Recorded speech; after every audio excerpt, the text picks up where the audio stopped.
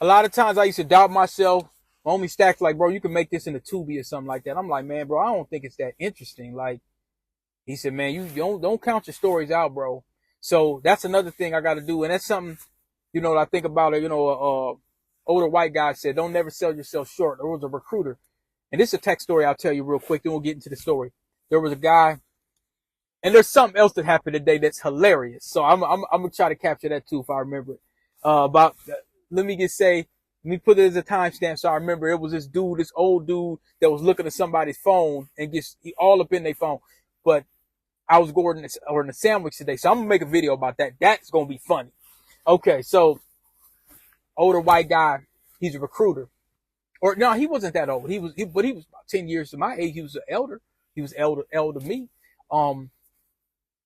I give him. He said, "What rate you looking for?"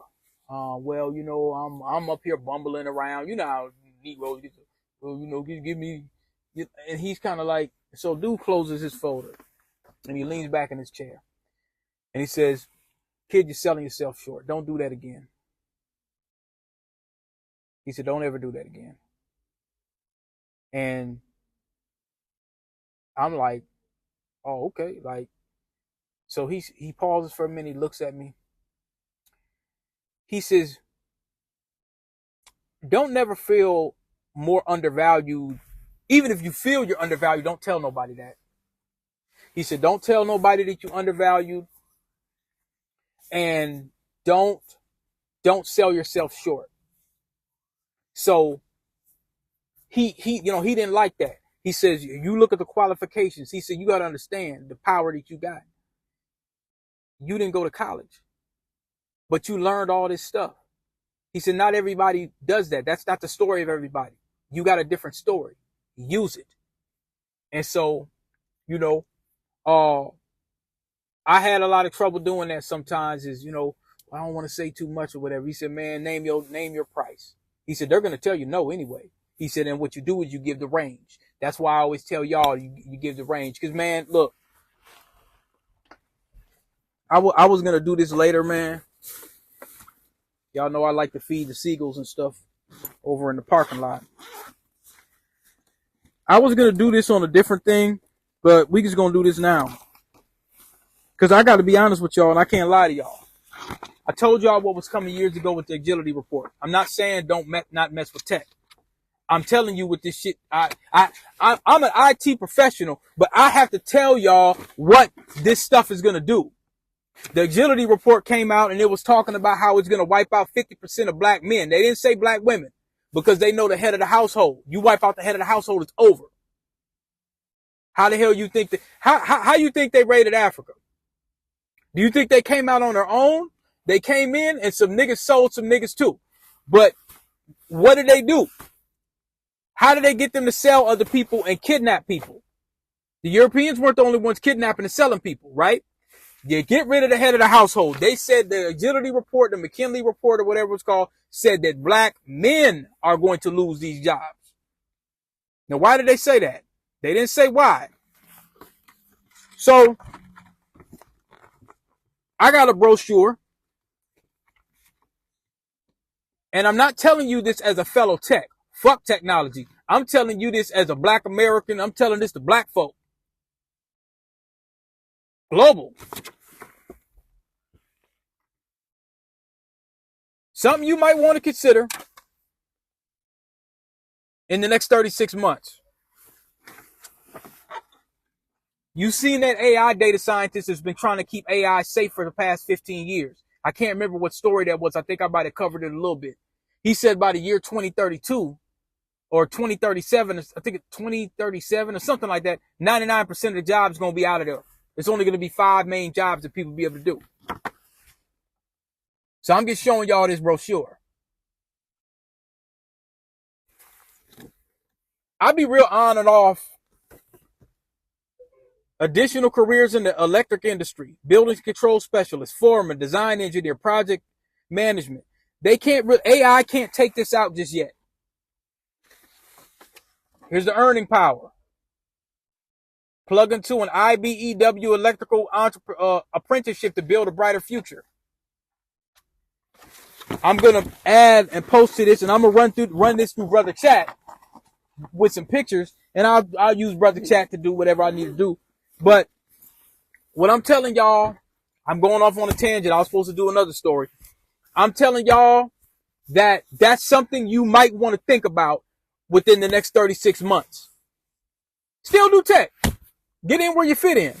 But what I'm telling y'all, just like I told my students 7 years ago, this stuff's about to change.